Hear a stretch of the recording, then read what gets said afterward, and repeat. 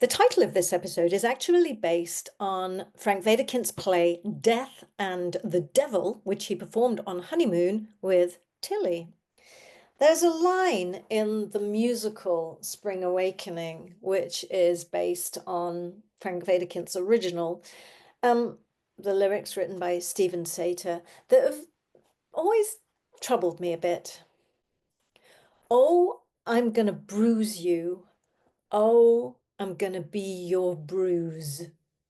In her book, No Visible Bruises, Rachel Louise Snyder references the various ingredients that can be present in situations of acute domestic violence. And she lists them as addiction, which could be drugs or alcohol, job insecurity, and most actors and artists have job insecurity, and financial insecurity, which pretty much goes hand in hand with job insecurity.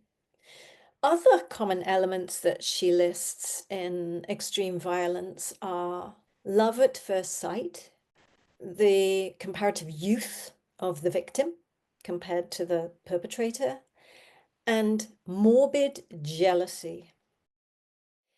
As I've mentioned before, Frank Wedekind declared that he suffered from persecution mania, which could be what you might call morbid jealousy.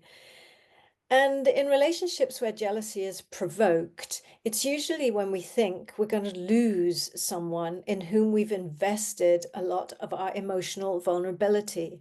And that fear of losing them has been described by the Marquis de Sade, who you may know from the word sadism, as being something that propels you from the calm state of mind to the cruelest state of mind in the world. While I was preparing these micro-documentaries, I came across a production diary that I'd written a few weeks after Henry, the person I'd mentioned in previous episodes, and I produced LULU in London. And I offer it as one of two stories, the second of which I'm going to share in the next episode.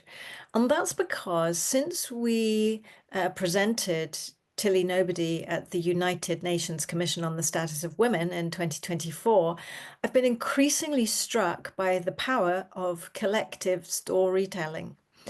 And when we dare to shine the light into dark places in our own lives, we can shift other people's perspectives and empower them to shine a light on the dark places in their own lives.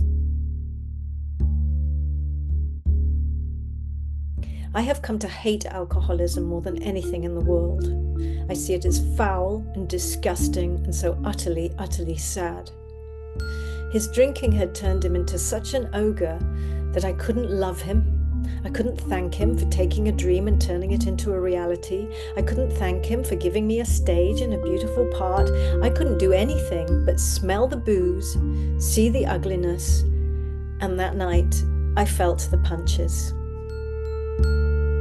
He was pretty pissed when I got in. I can't really remember the events of that night. I had gone to bed. I was very, very tired, not in the sense of sleepy, but in the sense of utter exhaustion. I pride myself on being pretty strong for my size, and it's useful when he's on one of his real bad benders. I can usually overpower him, but not when I'm lying on my back in bed in the dark. The bruises on my wrist the next day, a sort of brown cider apple color, declared to the world the strength with which he was clutching my wrists. Somehow he managed to catch my cheekbones at such an angle that the bruises didn't really come out. The next day there was just a mottled effect on my skin, as if I got some sort of rash, but the scratches on my neck took a week or more to heal over. And I know that night he saw red, crimson, scarlet, purple revenge. And I know that night I was not guilty of any provocation except detachment. And that made him as angry as anything. But how can you react when you feel dead? As Tilly says in Tilly Nobody, must I be dead to prove that you mean all to me?